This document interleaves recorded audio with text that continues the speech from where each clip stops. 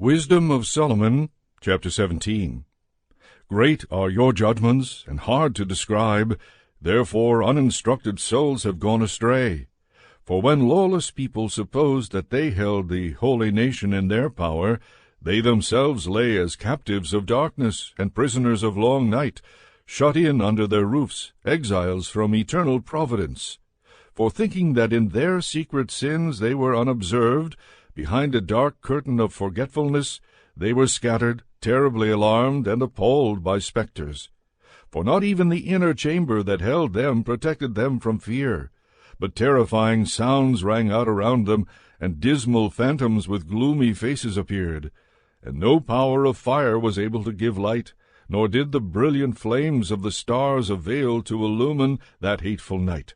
Nothing was shining through to them except a dreadful, self-kindled fire, and in terror they deemed the things that they saw to be worse than that unseen appearance.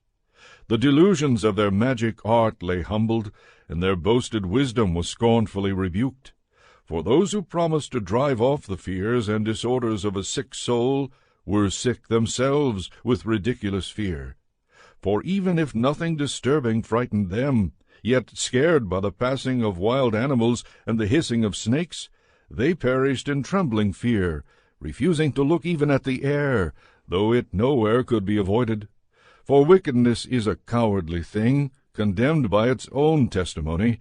Distressed by conscience, it has always exaggerated the difficulties.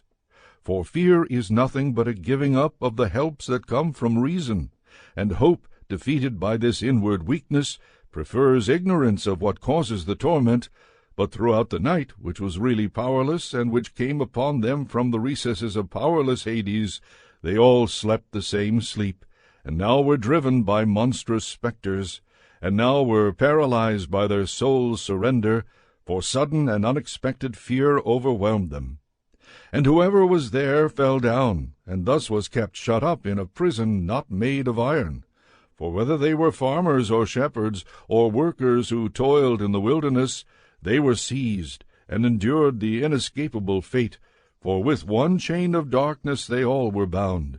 Whether there came a whistling wind, or a melodious sound of birds in wide-spreading branches, or the rhythm of violently rushing water, or the harsh crash of rocks hurled down, or the unseen running of leaping animals, or the sound of the most savage roaring beasts, or an echo thrown back from a hollow of the mountains, it paralyzed them with terror.